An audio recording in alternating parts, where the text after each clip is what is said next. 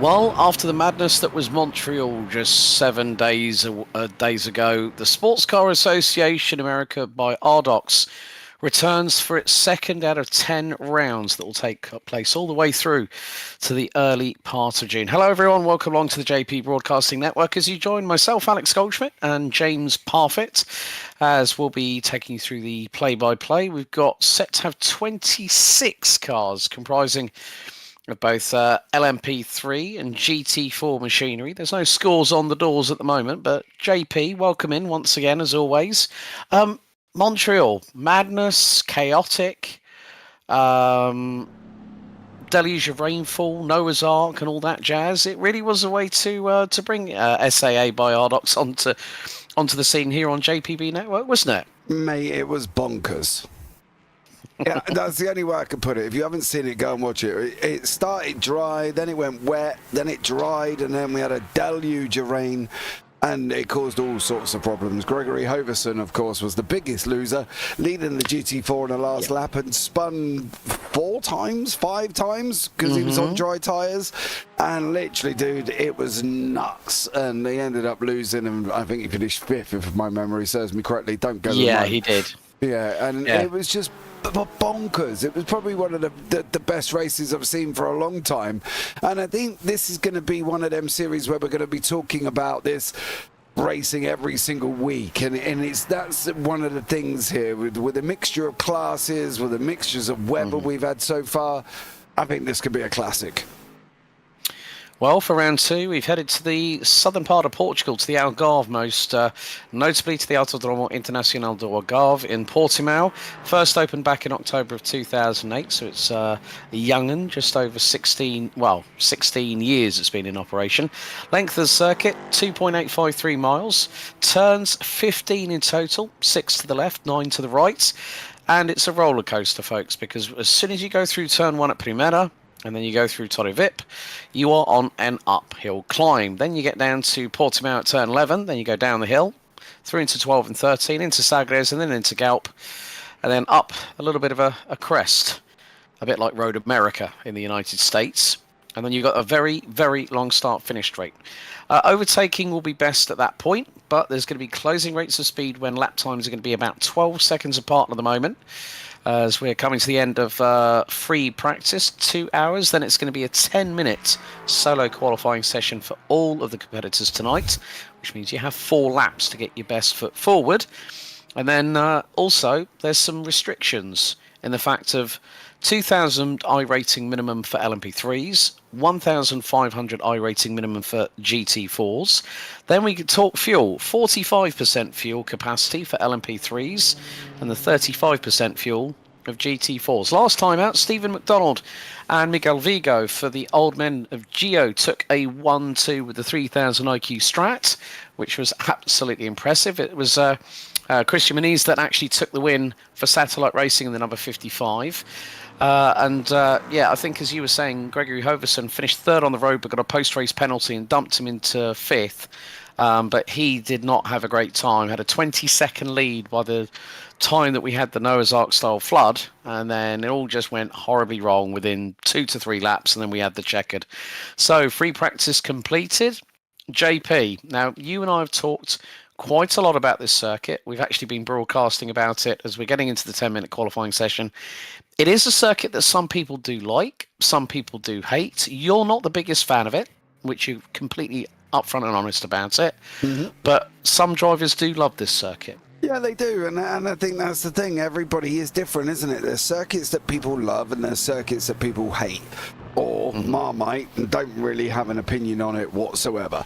This is the thing, and it's just not for me. I think, you know, these kind of certain European circuits, should we say, some mainly in Spain, you know, the racing can be shocking, but I think after what we saw in the first round, I don't think the racing is going to be shocking here. It's just, I think the makeup of the circuit, and it's one of them that they're just going to have to be really gentle on the throttle. You've got to make sure you can get the car rotated, get it going and get in a straight line, and then look at applying it, because otherwise they are going to struggle. And That's the thing. I think it's just not everybody's cup of tea. Yeah, so I'd agree with you on that front. I mean, it's a track that is very conducive to the topography, which is like the way how it all goes about. And just literally over the road, you've actually got the Cartodromo Algarve, which I've been to, which is actually for karting. It's a long but a very, very fast track. So a very different thing when you look at car racing than karting. But more to the point, it is a case of this circuit is going to bring pack racing. LMP3s are going to have to be very, very wary of the closing rate of speed, and also the GT4s will have to hold their line. Now, there was some notes in the driver briefing earlier on saying that the first race was definitely a wild one. Weather, variable strategies, different pit calls, etc. Definitely not the easiest conditions to throw everyone out into. So the race start, as a reminder for LMP3, pole sitter will accelerate to begin the race on iRacing green flag. The only class who will have actions associated with the iRacing green flag are the LMP3s. GT4 will now receive a manual black flag from race control, and the notice will be sent through the race control channel and represents the green flag for the GT4s. No GT4 is to begin accelerating until after the black flag has been issued, and they have to be aware of who the pole sitter is in that class and respond accordingly. Now, there has also been a rule that's now been added to permit the leaders in both classes to decide which side of the track to be on for the start. This could be quite crucial when they get racing for 35 minutes.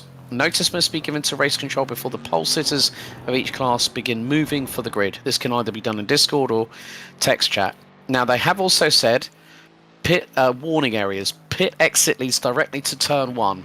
Merge priority is still given to the cars still on track, so those exiting pit lane are expected not to impede others. Off tracks and gravel areas, there's lots of them, so be careful rejoining. Any incident caused by an unsafe rejoin will be heavily scrutinised. And basically, they've been told the old hold your brakes if there's an incident, and that is a big thing that everyone knows. So they've also said that the instant limit is set to 13x, and they've also said that in-game voice chat or text chat said that refrain from speaking unless it's necessary. Those abusing the voice and text chat will be muted. Now, that was very interesting about pole sitters deciding where they're going to start, whether it's going to be on the right-hand side, which is traditional, firing up into Primera at turn 1. But they could throw it to the outside and maybe try and get a little bit of a different kind of entry into turn 1, JP. What's your thought on that? That is very difficult to do. And the reason I say that is because iRacing sets the grid sides. So for them to, if they start, for instance, on the left, and then they turn around and go, I want to go to the right, they've got a roll to change sides, but then everybody in the lane has got to change sides. Or are they saying it's just 1 and 2 that have got to change sides? Because otherwise, it's just going to cause mass drama, right? I think by the time they've changed and by the time they've gone round and tried to make the move, it's going to be very difficult. Now, Ryan O'Connor's just jumped in YouTube chat and just said, no, only the first row. So That's like karting. Yeah. The pole sitter can change. They want to go to the outside. So it's in karting, modern day karting, and I've seen that where people have decided to make that rule. So yeah, but I think if you decide to put yourself on the outside for turn 1, you're going to put yourself at a disadvantage here, because everyone towards your inside could fire it up the inside of you, going into T1, into 2, into Lagos at 3. So straight away here at Portimao, it's not really the best thing to do to put yourself on the outside of the front row if you are on pole. You want to keep that inside line. Yeah, I think that's the thing. I think there's probably going to be very few tracks where they might change sides, but I don't think this is going to be one of them. If you are on the inside, you've got to make sure, if you're pole man and you're on the inside, stay on the inside. You really don't want to be running out there as well. So pole sitter can still gain advantage if they are placed on the wrong side, since we go on flags. Yeah, I just think it's an interesting rule to bring in. I think policing and managing it Well, as long as it's made clear, because there's probably plenty of drivers that will think, is it the whole row? Is it just the pole man? As long as it's clear, I think everybody should fully understand that. The rule... Yeah. The problem is, I don't know. I'm going to be interested to see how that one works out, I think. But, if the rules are rule and people can get used to it and deal with it and not cause themselves any dramas, then fair play to them. If it works, it works. Try it and see, isn't it? Yeah, exactly. We're coming to the final 3.25 minutes. We just wanted to really clarify with regards to what the drivers have been instructed. At the moment, GT4, it's the 4:27 of WSR Esports butt kickers, Aidan Young, that is quickest by literally 8/100ths of a second, 150.219. Stephen McDonald has just gone top of the timesheets in the LMP3s, the man that started stone dead last, pretty much, and came through all the madness to take the victory. He's ahead of Oldman, a Geo teammate. It's not going to be for long. No, because Michael Diaz has just gone second in the number 17 car. No, watch Khan. Oh, right on to pole, dude. Set 3 purples.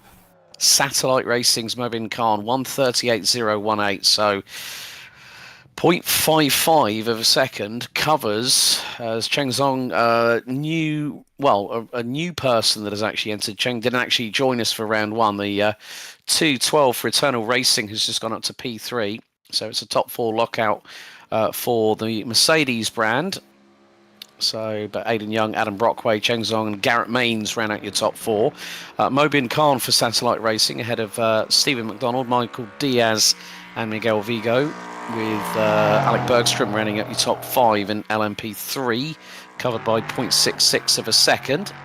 And Miguel currently he's one of the founders of Hydro Race Geodesic Racing, who are the main parent team for Oldman Geo. It's all like it's making him sound like the old guys, isn't it? Really, a bit like us. Hey, I'm like cheese, mate. I get better as I get older, as long as I don't get smellier. Good point.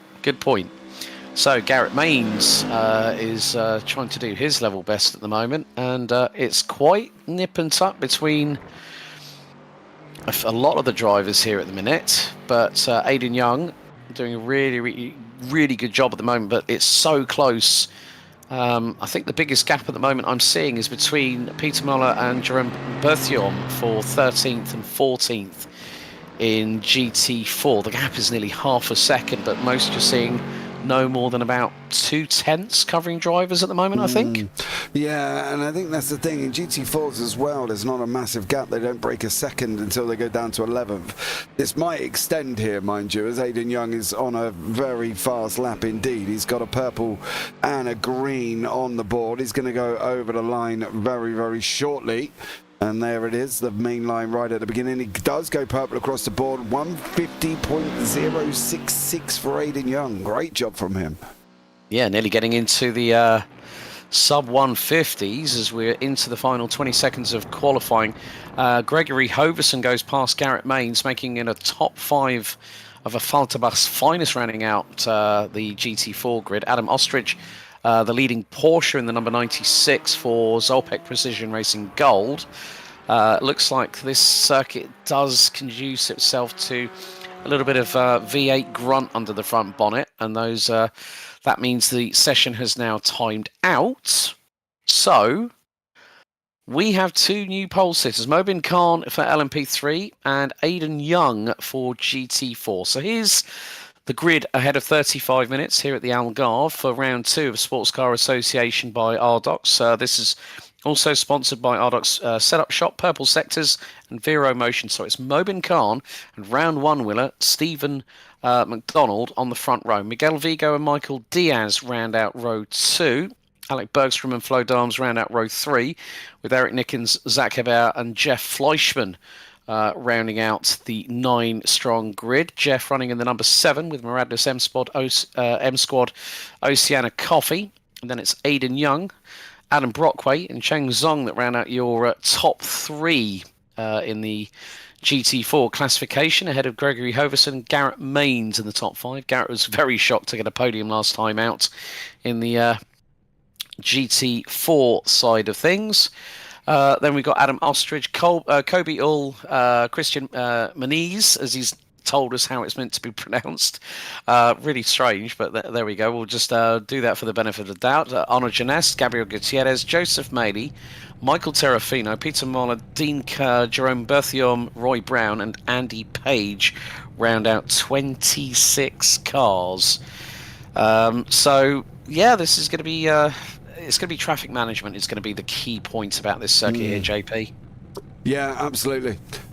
Traffic management, and to make sure they can get to the end. That's going to be the major problem here as well, especially for the LMP3s. We are starting out the back end by Tory Vip, so we should be good for these guys to be have plenty of time if they are changing over. So let's see how they get on, and let's see what happens here as well. Just in case anything does go wrong, we're going to find out. Yeah, looks like Mobin Khan's going to stick to the right-hand side of the circuit, so that will keep him on pole position on the right-hand side of the circuit, coming out of turn 15 at Galp underneath from the long run down from Sagres at turn number 14. So the Porsche pace car is going to lead the field through Torre Vip at turn 5, and then we start the climb here at Portimao. And it's through the left-hand kink, which you're accelerating through. We have seen it 2 wide. We have seen it 3 wide at points. 3 wide never goes through turn 6 very well, especially the person who's going to be the inside in turn 6 is going to be on the outside for turn 7 and 8 at Samsung. But there goes the GT4 field, led by WSR Esports butt kicker's very own Aidan Young. And he could be one to very much watch. He finished second last time out. The man in the Mercedes AMG GT4. So yeah, this is where we really start the run towards the next few rounds. Spa next week, Suzuka in 2 weeks time, 3 weeks time we go to Laguna Seca, then into Lagos in a month. Your favourite circuit, of course, the Autodromo Jose Carlos Pache, Mr. Parfitt. Nürburgring Grand Prix, Bellard Detroit GP, 29th of March, and then 5th of June, Mid-Ohio full course. So a nice mixture of different challenges for our LMP3 drivers. All LMP3s are the Ligier JSP 320, powered by the 5.6 litre Nissan VK56 V8, naturally aspirated 460 brake horsepower, with a multitude of different power plants for our GT4 contingent. Some mid-engine, some rear-engine, some front-engine. So we've got Mercedes, Aston Martin, Porsche and McLaren. But it's going to be that all-important run into turn 1 that then lines up really nicely for turn 3 at Lagos, JP. You've really got to nail it. Yeah, absolutely. That's the thing. It's a very difficult turn, and they've got to make sure they can get it right. That's going to be the main objective. They really want to just get through lap 1, 2 and 3 just to really kind of gauge where they are.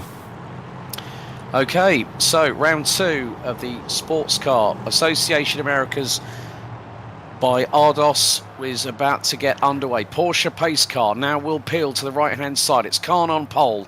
Round 1 winner McDonald alongside on the front row for the LMP3s as we go up the slight incline and onto the long start-finish straight at this 2.853 mile, 15-turn circuit down deep in the heart of the Algarve, just off of the local seaside. And more to the point, they are waiting, red lights are on, and here we go. They're going to start accelerating. And Melvin Khan gets the jump on Stephen McDonald. Green flag waves are underway here for round 2. And Khan is going to line it up nicely. Vigo's going to possibly look for a possible move up the inside. McDonald runs wide going through in towards turn 2. Holds on round the outside. As Bergstrom looking up the inside of Diaz into turn 3 at Lagos. And now the GT4 field gets 4 wide. A little bit further back into turn 1, and it's just like, hang on, you've got a 35-minute race and you throw it 4 wide into T1. They still, at the moment, just about make it through. Yeah, they just about do, to be honest with you, and I'm very impressed that they did, to be honest, because 4 wide doesn't normally work here. Oh, not for the Porsche, it doesn't either. But Adam Ostrich, it didn't work. He went spinning there, and unfortunately has gone round. There's also been an incident further back for Alec Bergstrom. He's lost places at the same time, all in the same corner, give or take, I think, here as well. But Mobin Khan putting Stephen McDonald, no, not Stephen, Manuel Vigo, sorry, under great pressure at the moment. Yeah, Miguel Vigo gets through on Mobin Khan from Satellite Racing, the number 64. And that was heading through into turns 10 and 11. So once again, it's an old man of Geo, 1-2. McDonald leading Vigo, Khan in third. Hebert, Diaz, Darms, Nickens, Fleischmann. Bergstrom has tumbled all the way down to 9th in the class, having started 5th. And Cheng Zong has just lost out to Garrett Mains in the meantime for P4 in GT4.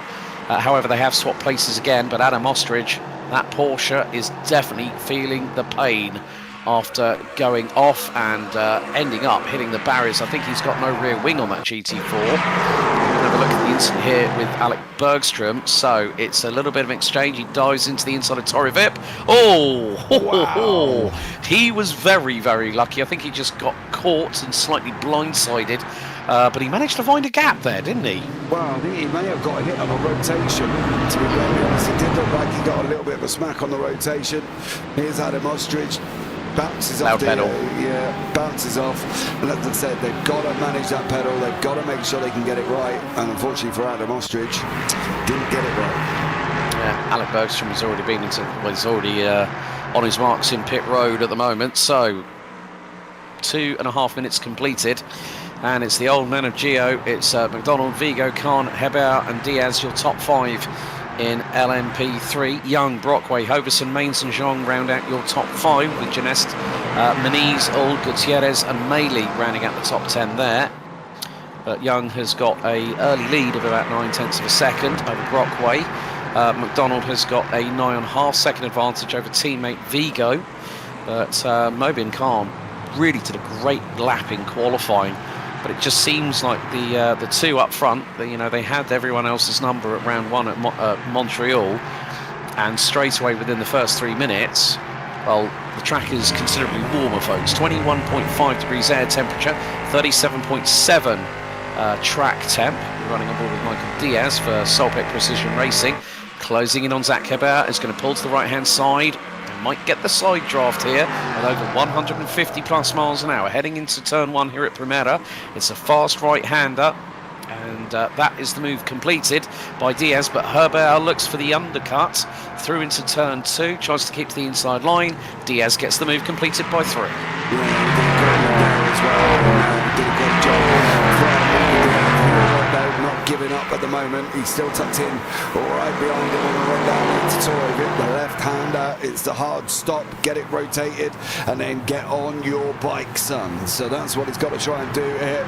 And at the moment, he is doing a good job. Now, down in the GT4, Zayden Young is leading from Adam Brockway by about a second. Adam Ostrich has gone round again. That young man is having a right old nightmare. Garrett Mains is the interesting one. The reason for that is he's got a queue of cars from Cheng Zhong right the way through Ganes, Menezes, Uyul, Gutierrez, Maley and Terrafino are all tucked in here. So at the moment, Cheng Zhong seems to be a little bit of a cork in the bottle, but he is trying to close up on the guys in front, and I look forward to seeing how he can get on here. Yeah, Ganes was really hard on the brakes, late on the brakes as well, going into Torre Vip as we ride on board with the Eternal Racing 212 Mercedes AMG GT4, and heading into turn 7, and it's a hard braking zone for the very tight right-hander here. Oh, Ganes tries to dive through, nearly gets clobbering Zhong's rear diffuser on that Mercedes, but the number 212 manages to come in at the corner rather nice and neat, up through the hill here at turn 9 into turns 10 and 11, the Portimao complex, and then it's going to be down the hill into the fast left-hander here at turn 12. You've got to slam on the anchors for turn 13. It's a tight left-hander, then it's back up the hill. Yeah, it is, and it's all go, go, go at the moment. This is where it's kind of that flowing kind of track. They've got to make sure that it can keep the flow in the right direction, and that Mercedes was looking a little bit loose on the exit there, so we'll see how he can get on and whether or not he's going to be able to make the move down into turn 1. But at the moment, this Porsche, well, we're going to find out what the Porsche has got in a Mercedes dominated led field. Well, Jeunesse was actually, well, he's just picked up going across the line, recorded 160, nearly 161 miles an hour. So that slipstream working for the number 312 Porsche, the privateers, but still with a very, very jazzy livery on that Cayman 718. And they have got behind them Christian Muniz in the number 55 for Satellite Racing. Now, let's not forget the Satellite Racing are also a very, very well-known team, along with Maradnas, also with Hydra Race Geodesic. We compete in a multitude of different leagues as we ride on board with Arnaud Jeunesse in the number 312 Porsche, coming out of Torre-Vit. Zhong's tail on the back end of that Mercedes was slightly waggling there and looks a little bit loose. And one thing that we always talk about, JP, is throttle application. It's crucial around here at Portimao, and even if you get your braking point wrong, if you can get the throttle right out of the corner, you can sort of like make up for that slight mistake you've made trying to rotate the car through the apex. Yeah, you definitely can, and that's the thing. They've just got to be gentle with it. They've got to know where it's going to be. They've got to know what it's going to do. You know, we're looking at 38 degrees centigrade track temperature. That's quite toasty for these guys. So, you know, they've got to make sure they're looking after the tyres. They've got to make sure that they've got all of these things already settled down, ready to go. Because I can tell you one thing, the track is not very forgiving. And then if they do make a little bit of a boo-boo, it's going to be a tough boo-boo that they've got to contend with. Yeah, and that track temperature is not going to help anybody. Dean Kerr has been in the pits for nearly a minute on his mark, so I'm sure there's probably been some kind of drama that has befallen the number 84 car from Maradnas M Squad DMR. So this is the, I think this is Scott. Jeff Fleischmann. Fleischmann, okay, number 7. And that's through Torre Vipu. Oh, he just locks up completely. Just went in too hot there. Yeah, I mean, the good thing was Jeff did actually have the foresight going, oh, I've gone in a bit too deep. Whoa, whoa, whoa, whoa, whoa, brake. And then, like, just did not go straight on. He was calm. He was calm about the steering input, so it didn't cause the back end to over-rotate, but just had to compensate with, like, literally pumping that brake pedal until it, you know, it just made sure that car would stop. But this is where Chen Zong is now becoming the proverbial GT4 cork in the peloton bottle at the minute, because he's still got Jeunesse, still got Muniz, he's still got all not too far behind. Then you're going to have Gutierrez, Terrafino. They are all closing in. I think the gaps between them are anywhere between 0.3 to about 0.9 of a second at the moment. So this is where you just have to be very, very careful. And this is a great battle here. This is Hoverson versus Garrett Maines. Mercedes versus Mercedes through at turn 11. Oh, he's tried the old bump and run technique there. Yeah, he's just NASCAR pushed him out the way there. He just sent him up a little bit higher, got his nose in, gave him a little bit of a kiss on the rear quarter. Hoverson's going to return the favour. Oh, if he'd carried on with that, that would have been game over for them guys. They would have been spinning round here. Mind you, let's not forget these are guys who've got an average of around about 7.5k between the two of them. So there are no slouches in these cars. And for Hoverson at the moment, he's just got a little bit of a bump from Manes there. And I'll be interested to see what his recovery is. Yeah, well, Aaron Williams has just popped up in the Discord chat saying, I'm a genius, laugh out loud. Daylight savings ended, so the race starts an hour early for me. I woke up too late. Good luck, everybody. Well, Ayrton, we'll see you next time at round 3 when we go to Road Atlanta. But yeah, so Dean Kerr is now that car, the number 84. Oh, and Michael Terrafino's just dropped it in the 94 car, was running 10th at that point. And he's going to drop down a couple of positions. He's dropped from 10th to 13th now. And this is going to be through Primera here at turn 1. This is not where you want to lose the car, because this is a complete crap. Oh, right over the sausage curb, into the kitty litter, holds the brakes, and saves it from slamming into the barriers. Yeah, he definitely did on that one. He managed to save that, but you can see behind these guys, Zhang doing a steal the cork here. Hoverson's lost a bit of time at the moment as well to Manes. Not much time, but a little bit of time there at the same time. So there we go. Lots of action still taking place. Stephen McDonald's under a little bit of pressure from Manuel Vigo and Mobin Khan, with Michael Diaz tucked in right behind. So we've got a 4 four-group breakaway almost as these guys continue to carry on here with 10 minutes down and 25 minutes to go. Now, of course, fuel level, big talking point in every single one of these races. 45% fuel capacity allowed for the LMP3s, who are closing in very quickly on back marker traffic. So very shortly they're going to have to deal with that, and they're also going to have to deal with the fact of the GT4s are going to have to hold the racing line. The LMP3s, which are the faster cars, are going to have to make sure they negotiate their way through very, very safely.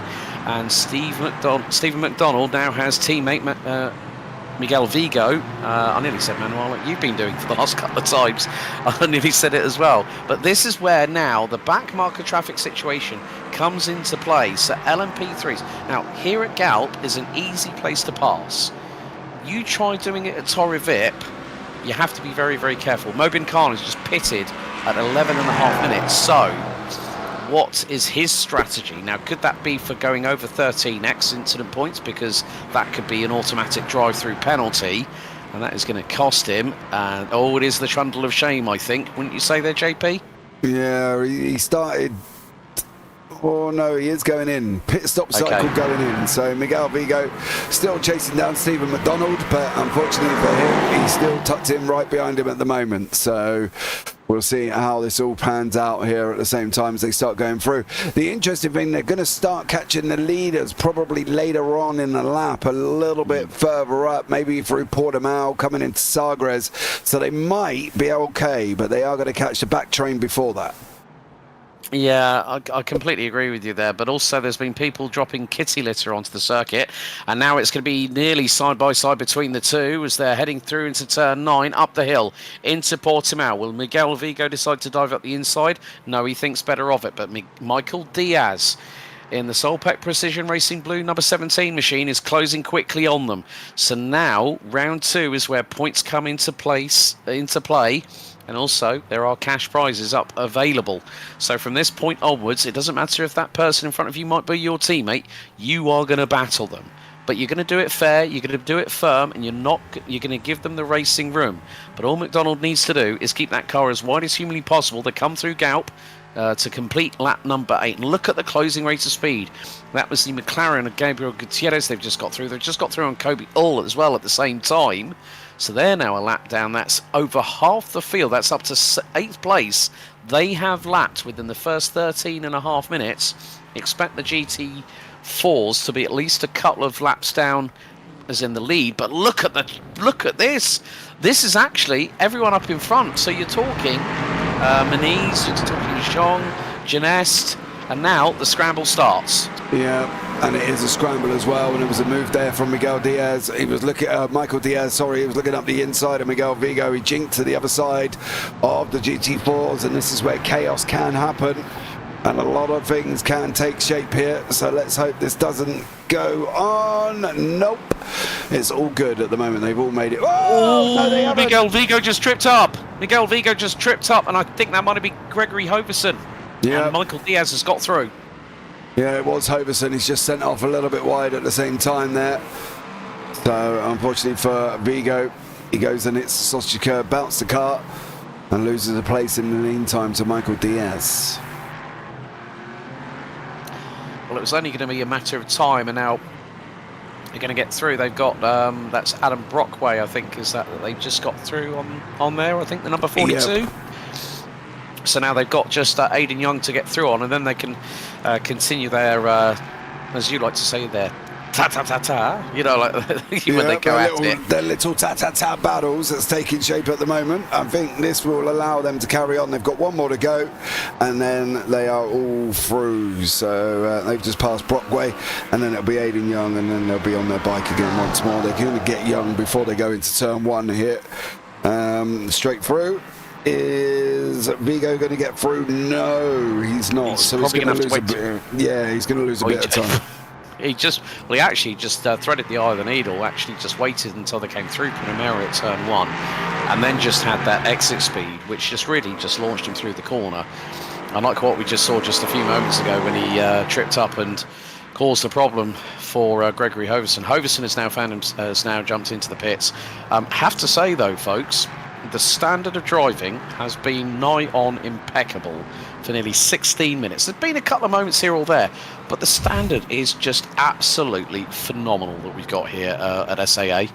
Yeah, absolutely. But you're looking at nearly 5K for LMP3s, 3.5 for GT4s. They should really know what they're going to do being this high up. And at the moment, you can see Vigo's just lost a bit of time in behind Diaz. So Vigo's got to try and recover some of that time back again, but traffic was the cause of that, and that's the problem.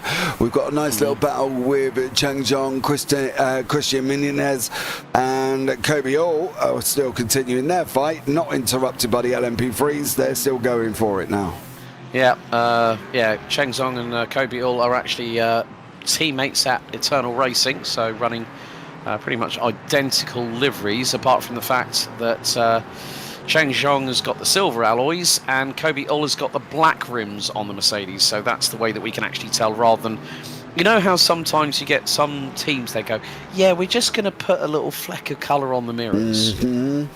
And that, I think, is actually a really, really good way of distinguishing between which car is which. It's a lot easier for people to see, but this is going to be a really, really interesting fight, because you've got 4 cars now being passed by, I think that was Jeff Fleischman in the Maradnas Oceana Coffee number 7 car going through. So it's quite interesting to see the speed differential down the start-finish rate. We're seeing the GT4s top out at about 154, 155, and I'm seeing 172, 173 being indicated for the LMP3. So you're talking 20 miles an hour.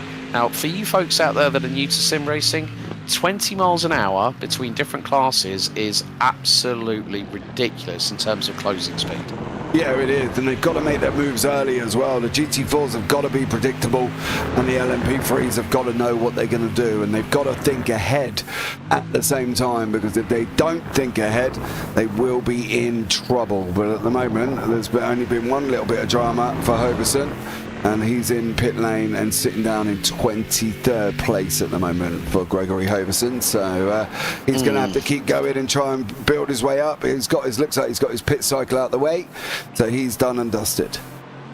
15 seconds he was on his marks in the pit lane. Flo Dams was in the pits for 9.83 seconds. Mobin Khan 49.2.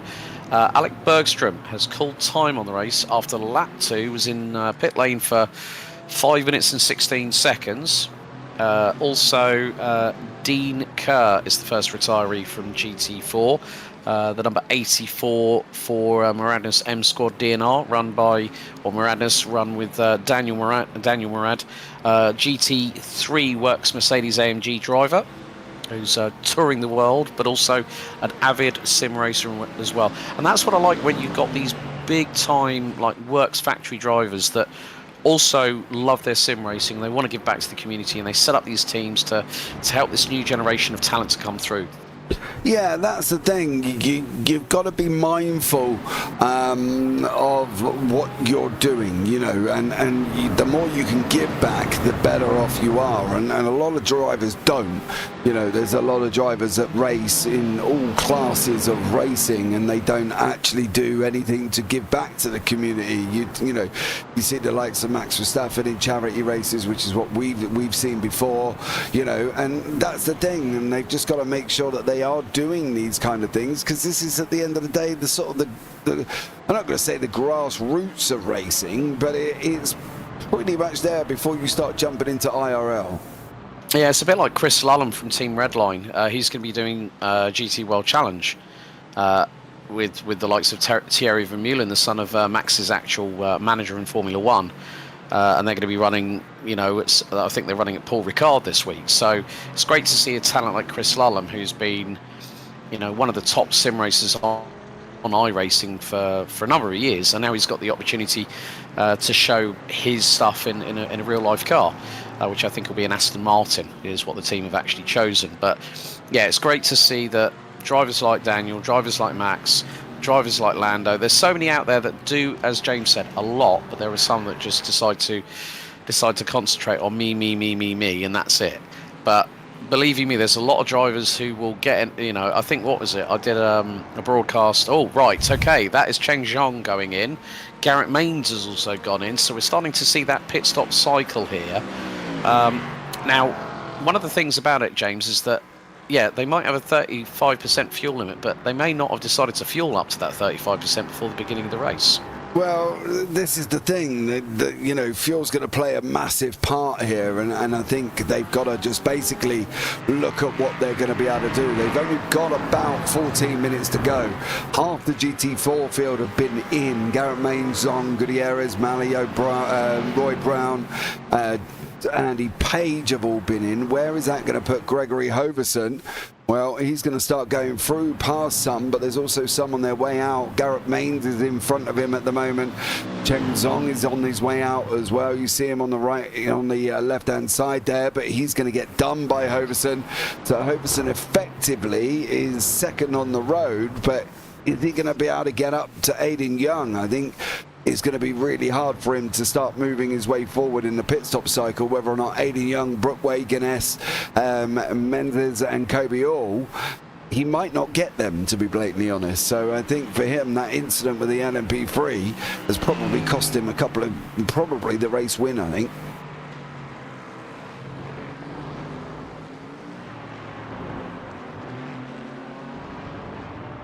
As we've just lost Alex for a minute.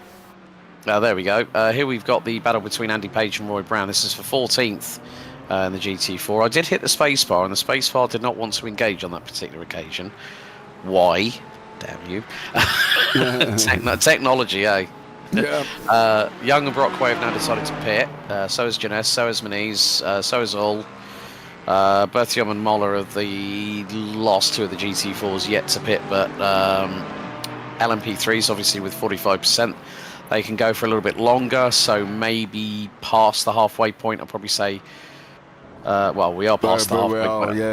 Yeah, I'd probably say maybe with like about 5 to 10 minutes to go, that's probably where you might see the drivers decide to dash in as, oh, that's not what you want to do there, Mr. Page.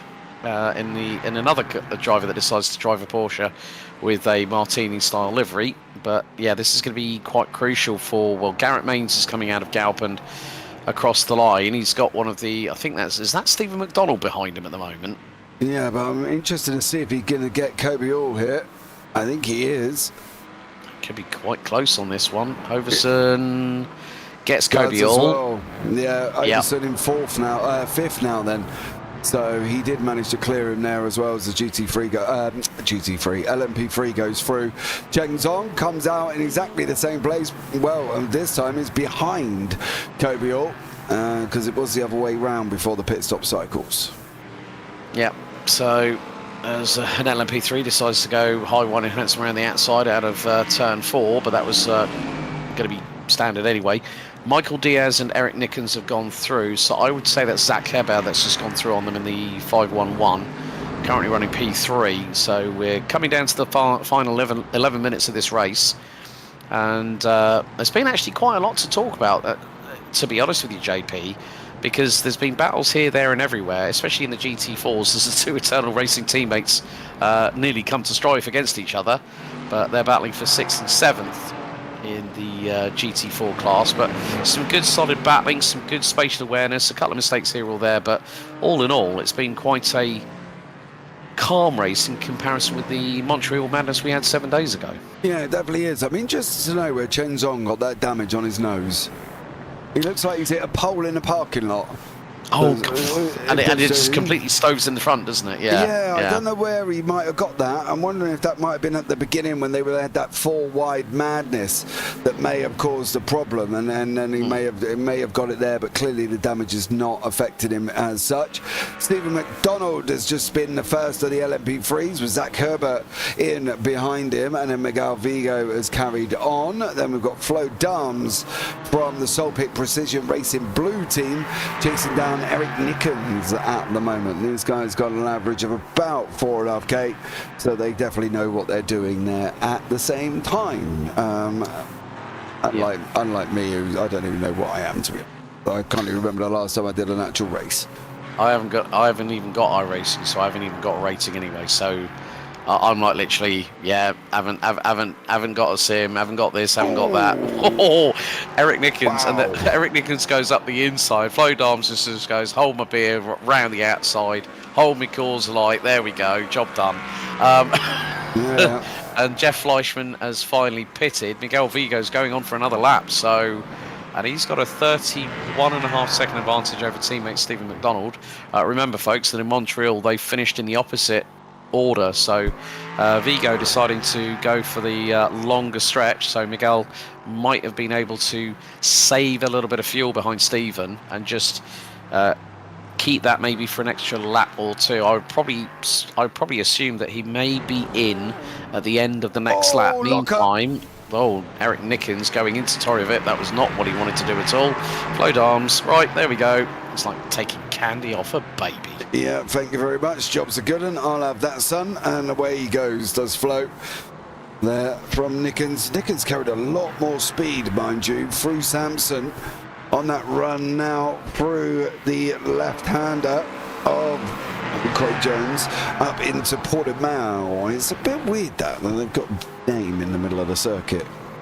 Yeah, well, it's for those wondering, Craig Jones was actually a motorbike racer, and he unfortunately passed away due to a racing accident.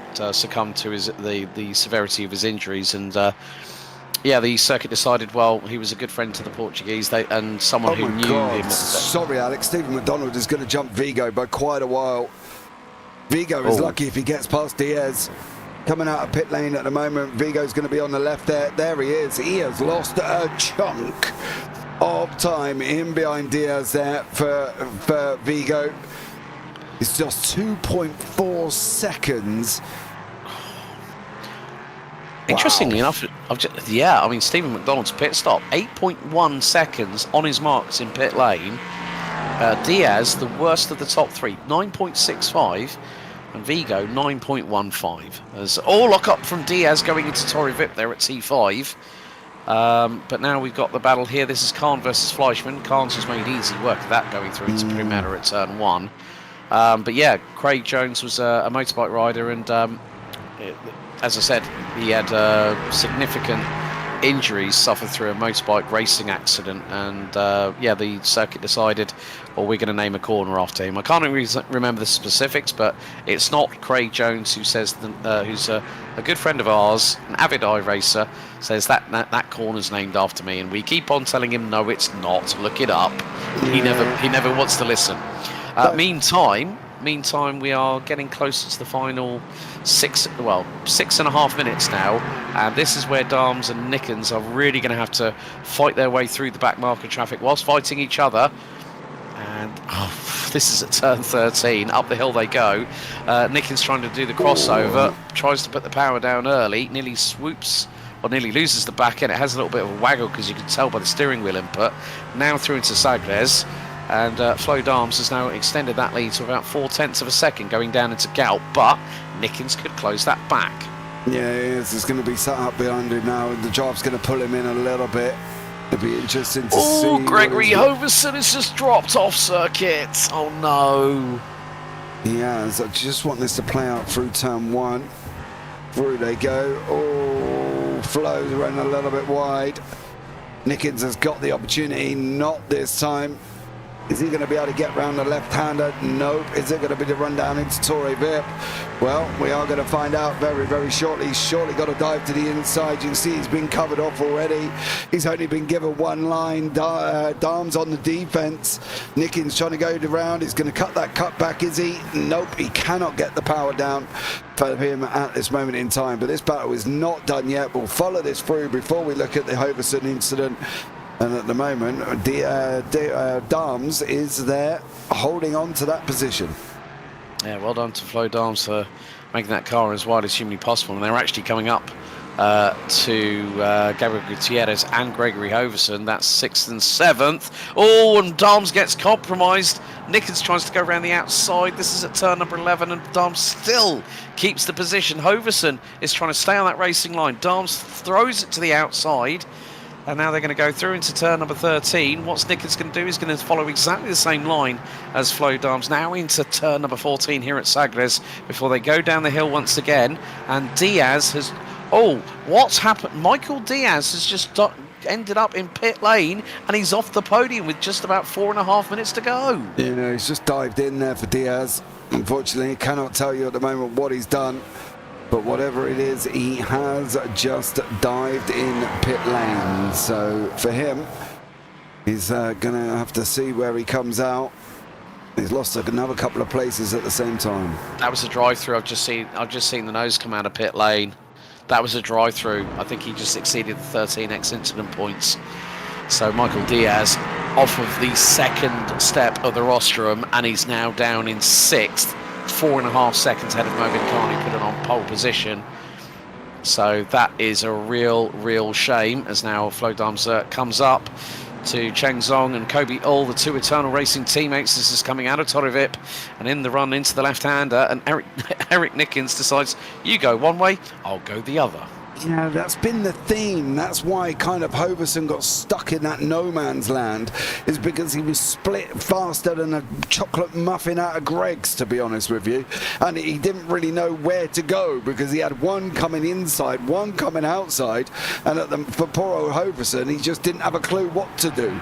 So yeah, unfortunately, it's always one of them things here. But this is obviously Hoverson's incident going down into turn 1. Okay, who's that? Oh, don't tell me that was that Flo Dams behind him. Oh, mate, that is... Wow. Hoverson is definitely going to... I'm sure that Hoverson will definitely report that. I'm not too sure He's just been pushed off the circuit. I should hope he should to be blinking on. Yeah, but was that Flo Dams actually behind him at that time, I think? I'm not 100% sure. Looked like a Solpec car. Let's just have a look, see... It might have been, yeah, because I think he was... Oh, hold on, 2 secs. Go back. No, it wasn't Flo Dams. It was Michael Diaz. Oh, so that's probably what... Yeah, so Michael Diaz, that's probably what put him over the incident limit then.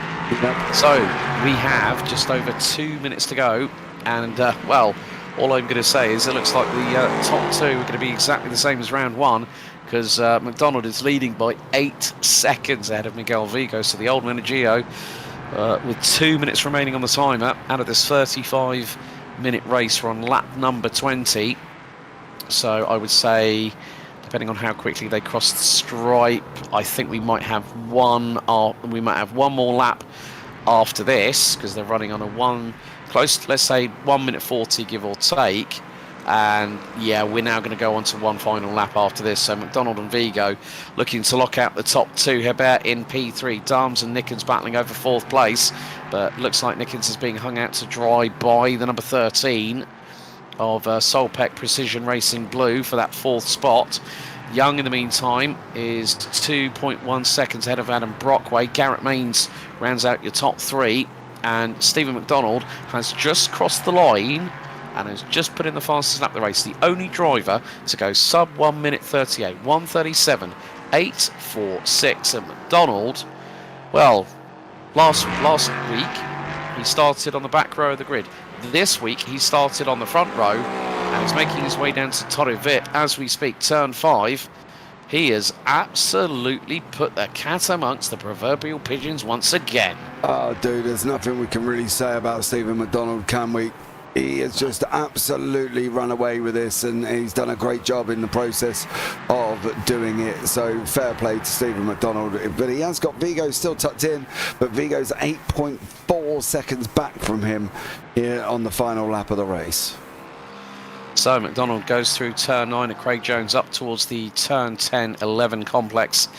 The double right-hander here at Portimao, and then it's down the hill through into turn number 12, and then up again through the slight incline into 13. Then it's down the dip through at Sagres very, very shortly.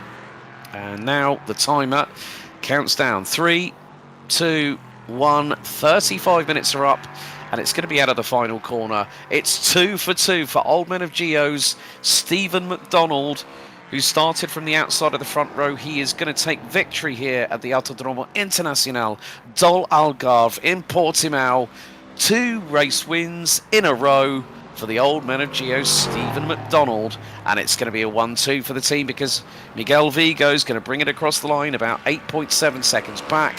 He'll take P2. Zach Heber will take P3 in the number 511, representing the Echelon Simsport LMP3 tribe.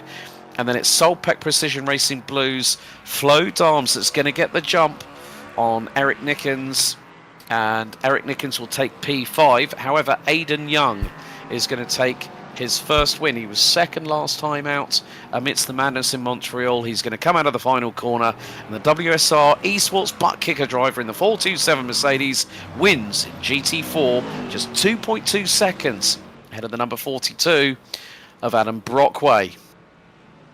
Yeah, great racing all the way through. Started off with the GT4s, bringing us in the action. Zhong's going to come in behind Kobe Yule. Let's see what happens with Gutierrez as he comes up over the hill, and he doesn't get Hoverson. Hoverson just in front. Page and Brown. Menzies and Brown, Page are having a battle right to the end. Oh, no, they're not. Well, after that kind of little moment going through into Sagres, well, Andy Page is not going to be a happy camper, I'm sure, as the Martini liveried Porsche 718 Cayman GT4 is going to possibly lose another position if he's not careful, because Peter Moller's not too far behind him. Moller might have the run coming out of Galp, throws it to the outside, runs completely all 4 wheels outside of the lines, and it is going to be Andy Page that's going to take 13th by a whisker, 0.36 of a second. Joseph Maley is going to be the last of our classified finishers, taking the checkered flag here in 15th in the GT4 class. Adam Ostrich retiring on lap number 17, Dean Kerr on lap 3. But once again, it's the old men of Geo that take the overall victory. Let's have a look at GT4 first of all. Aidan Young for WSR Esports butt kicker takes P1 ahead of Adam Brockway, with Garrett Mains taking his second successive podium in a row. 2 P3s for the number 1. Arnold Genest and Kobe all round out your top 5 ahead of Cheng Zong and Gregory Hoverson, Gabriel Gutierrez, Michael Terrafino, Jerome Berthiaume and Christian Moniz round out your top 10. Looks like there's been a possible penalty given post-race. I'm not sure who to. Gregory Hoverson again. Oh dear, Hoverson's been in the trenches with regards to that. He's all the way down in 12th. So that means Roy Brown takes 11th ahead of Hoverson. Page, Moller, Maley, Ostrich and Kerr round out the 17 runners, 2 of which retired before the checkered flag. But then we have a look at the LMP3 side of things. Stephen McDonald, 2 for 2. Miguel Vigo, 2 for 2 as well. And the difference between the 2 drivers from the old men of Geo, a part of the Hydro Race Geodesic entity, they take first and second. It was 8.7 seconds at the flag after 21 laps. Zach Hebert, Flo Darms and Eric Nickens round out your top 5, with Michael Diaz, Mobin Karnar, pole sitter, ending up in 7th ahead of Jeff Fleischman, and Alec Bergstrom quickly called it time after the opening lap of the race. Well, you know what? We've got 2 drivers waiting in the interview zone. Make that 3. Let's go to LMP3 first of all. Let's bring in Miguel Vigo once again, because it's a good solid run for the old men of Geo. Well, Miguel, welcome back into the interview booth post race. Another solid 1-2 for the team, for you and Stephen again. Yeah, we kind of got well, I kind of got lucky. Michael unfortunately had a black flag that he had to serve. And, I had some car contact with, unfortunately, with Greg in the GT4 on lap 8. I kind of just sent it in there when I had no business sending it in there. So my apologies to him for that. And from them onwards, it was kind of just damage limiting the race. I had, 28 seconds of damage in the rear, and, the car was kind of slow on the straights. So it kind of just worked out that we were able to kind of get that 1-2. How much speed were you actually losing on the straights, Miguel, if you don't mind me asking? It wasn't much. It was maybe like 2-3 kph. It was just mostly under acceleration, and then going through the corners, the car was just slip and sliding all over the place. So I just couldn't really trust it. So I had to back off my pace a little bit. Yeah, I mean, myself and James, we were talking in the build up to qualifying that it was going to be about that traffic management, and LMP3's having, the best part of as we found out, probably the best part of a 12 to 13 second lap differential, and in terms of top speed, you're looking probably the best part of 15 to 20 miles an hour. It is quite difficult at times, especially with the circuit like this, where the main overtaking opportunity is going to be that long start finish straight out of Galp at turn 15 into Primera at turn 1, isn't it? Yeah, absolutely. I mean, this is my first time driving this track this week, and it's been a little bit trickier for me, just kind of more due to my braking style.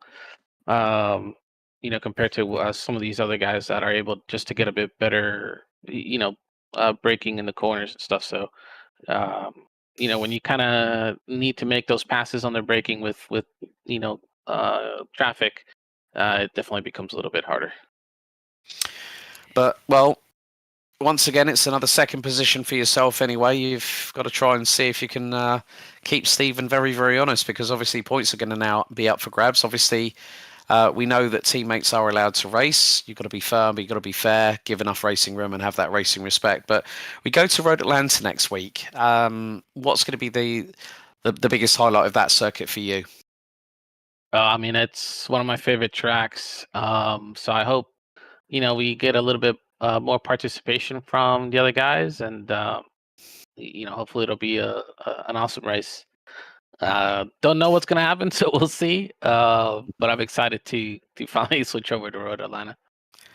Brilliant, Miguel. Thanks for talking to us once again. Congrats on the 1-2 for you and Stephen once again, ruling the roost here at SAA by RDocs. But anyone you'd like to thank before we let you go? Just my team, the team, they did a great job with the setup this week. Usually I built the sets, but Andy and Steven did a great job with it. And just everybody else, the sponsors, GSI, Hydra Race, of course, and RDocs for the series, and you guys for the broadcasting. It's been great. I love watching the race back. Brilliant, Miguel. Well, we'll see you in a week's time when we go to Road Atlanta, and well done once again. Thank you, guys. Have a good night. Big thanks there to Miguel Vigo. Let's bring in our race winner in GT4 from WSR Esports Butt Kicker. It's time to speak to Aidan Young once again. Aidan, firstly, welcome into the post-race interview booth, and, well, congratulations, winner of GT4 here tonight at Portimao. How are you feeling, first of all? I'm feeling great, yeah. I love this track, so to win here is pretty cool. Especially in a field as stacked as this is, it's a good feeling. Well, also considering the fact that I think if I remember correctly, we had the top 5 cars in qualifying, including yourself because you stuck in a pole ahead of Adam Brockway. I think it was the top 5 were all Mercs, and I'm just looking through the top 10. 80% represented by a Falterbach's finest, considering the meritocracy that Mercedes has actually got on this series, so to speak. But as you said, pretty good feeling. You love this track. What's the biggest things that you like about the track? Because it has a lot of undulation, doesn't it? Yeah, specifically the elevation change. I love tracks with elevation change. Once you go up a hill and then the next thing you know, you're going down a hill. I love that. It's because I love driving elevation change tracks in real life as well. So that kind of transfers to the sim, but then also the flow of this track is just it's just got a great flow. So it's like when you get into a rhythm around it and you're feeling good, it's just really, really enjoyable to hot lap. So this puts you in a really, really good position. Obviously, round 1, I don't think any points were given out, but round 2 is where the journey really, really begins. We go to Road Atlanta next week on April 17th. You looking forward to that one? Yeah, definitely. Road Atlanta is one of my favorite tracks besides Road America. So definitely looking forward to it. Hopefully I can pull something out the bag, and then, if a good result's a podium or another win, then I'll take it next week. Brilliant. Before we let you go, Aidan, anyone you'd like to thank, buddy? Yeah, I'd like to thank my whole team, the whole WSR Esports crew, for helping me helping me out in each race I do and supporting me and making me into the driver I am. Our sponsors, Abruzzi UK, Night Rider Designs, and MB Cinematography. Brilliant. Aidan, thank you very much for talking to us, and we'll see you in 1 week's time on April 17th for round 3 at Road Atlanta. Well done on the W tonight. Thank you. So a big thank you to Aidan Young. We'll now head back to LMP3 because, well, we have someone else that joined the top 3 this time. Let's bring in Zach Hebert. Zach, welcome into the interview booth post-race. Firstly, congratulations on the P3 result. Well done. Thank you. Honestly, a little unexpected on my side. I didn't think the pace was going to be there, but turns out that it showed up tonight and we pulled it away. Yeah, it looks like Michael got a black flag, so it dumped him down outside of the top 5. But yeah, you were running quite consistently. You seemed quite happy, quite content, whereas everyone else, like Flo and Eric, were, going. Flo was going to the inside, Eric was going to the outside of backmarker traffic. How was it for you in general? Because it was sometimes, in these kind of championships, when you're running for 10 weeks, you've got to keep it really consistent, haven't you? Yeah, absolutely. Basically, it's just kind of run your own race. I mean, again, with multi-class racing, especially like this at a circuit like this, it's basically just give and take. Again, you just kind of have to kind of expect where the GT4s are going to go, and then plan for where they're either going to wash wide because they don't have a lot of the downforce or anything like that. But a lot of patience pays off. There are a lot of people that tend to try and get a little overzealous early on in the race, either with what we saw happen with Alec going down into, I think, turn 4, that downhill braking zone. Kind of, I think he wasn't expecting Michael to check up or throw on the brakes as early as he did and kind of loop the car, which again gave me 3 positions right there off the bat. And then at that point, it was just kind of run your own race. I knew Michael was faster there at the beginning, and so I was just going to let him go do his thing and let the pace come to me later on in the race. But then again, him getting the black flag kind of gifted me that spot as well. And I mean, again, it's just kind of run your own race, kind of give and take, and really patience just pays off in the end. Yeah. And the good thing was, it might be a short race, 35 minutes, but it's quite taxing on the brain and also on the body as well. But it's good to see another person jump into the top 3 here for SAA by RDocs. Who would you like to thank before we let you go? Just a big thanks to Echelon. And again, all the support. Again, it's been a really good week for the team, just for us personally. But again, big thanks to Echelon for all the support, for the past couple of years and allow me to keep doing all these things that I just love doing. Brilliant. Zach, thanks for talking to us, and we'll see you next week for round 3 at Road Atlanta. Well done tonight. All right. Thank you so much. Okay, big thanks to Zach Hebert. I'm now going to try and pull Garrett Mains in. He's right. Let's see if we can try 1, 2, 3, and let's bring him in. Garrett Mains, welcome back in. Another P3, 2 in a row. Hey, we will take that. This was coming in here. I didn't have any warm up before qualifying, so that was a little bit of a mix up. Just to be able to get a podium where I thought I was going to be dropping, I'll take it. Well, it seemed like a couple of your Mercedes rivals were falling. Mercedes and Aston Martin rivals were falling by the wayside. Christian Muniz had drama. Gregory Hoverson had drama. It just it was like a jigsaw puzzle that started to fall into place over time, didn't it?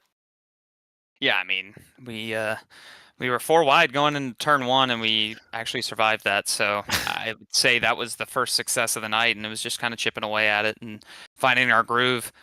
This was the first week that I've ever ran Portimao. I bought it on Monday, so first time actually racing the GP circuit, not the chicanes. So I will tell you, that is not a fun corner to go in blind into qualifying. I was just kind of like crossing my fingers I hit it right, and I don't think I did at any point, but we started to figure it out as the night went on, and I'm honestly shocked that of all the nights for me to not even come close to the incident limit, Portimao, the place where off tracks are openly available everywhere, we didn't even come close, so I'll take that. Yeah, I think what was it? I think instant points were limited 13x, so it was a case of some drivers were Definitely skating on the thin line between not breaking through the ice and breaking through it completely. We did have a couple of people getting closer and closer as time went on, but I can't.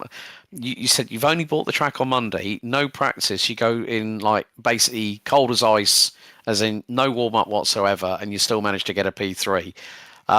It's still pretty good that, like we've seen with the LMP3s with Stephen and Miguel from Old Men of Geo, they've got a 1-2 in LMP3, and you get 2 back-to-back P3s, one after the Montreal Madness, and now here tonight where you've hardly used the track. Are you going to be looking forward to some familiarity with Road Atlanta next week for round 3? That should be, as an American course, I should know Road Atlanta well. But of all the American courses on the schedule, I genuinely think that's probably the one I need the most work on. So we'll go to work and try to improve. Honestly, this whole schedule, can be learning experience, but that's kind of what I'm here for.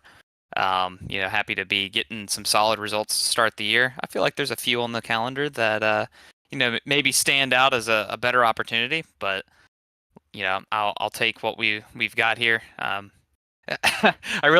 can't complain. I'm really happy to be talking to you again tonight. This is kind of a surprise for me. So I want to give a big shout out and a big thank you to Wing and Water Technologies for coming on board this year. I don't know why I was getting stumbled with that, but also a thank you to Scott at MCU Body and Lennox for all their support. Brilliant, Garrett. Thanks for talking to us again. Congratulations on the second successive P3. We'll see you at Road Atlanta next week for round 3, buddy. Well done tonight. Appreciate it. Thank you. Well, JP, the dust has settled. Portimao, a calmer affair than what we had at Montreal last week. And then we go to Road Atlanta, one of my favourites in America. What I would like to point out is that's probably not going to be calm. That's why I love it. I think chaos may commence, so we'll see how that one goes at Road Atlanta. But yeah, great racing overall. Never a dull moment, and that's all that matters. Yeah, well, firstly, we have to let you know about some of the broadcasting that's going to be coming up here on the JPB network here on YouTube. Very shortly, we'll be getting I think we will be very shortly getting underway with the J2 ICS Sprint Series Round 5 at Misano, sponsored by East Action Sports. Then we've got the Radical Race Series Season 2 Round 4 at Suzuka tonight. Then we've also got the League Zero Super Formula Round 4 at Long Beach, early morning UK time. That's at 1:50 a.m. on the 11th. And there's still plenty more left to come. A big thank you to the sponsors of the Sportscar Association Americas. Firstly, RDoc Setup Shop, Purple Sectors, and Vero Motion. Well, folks, that's it. You've been joining myself, Alex Goldschmidt, and James Parfitt. We will see you in 7 days' time as we head back stateside on April the 17th to Road Atlanta. Until then, race hard, race fair, and if in doubt, well, you better go flat out. Thanks for watching. We'll see you next time. Goodbye.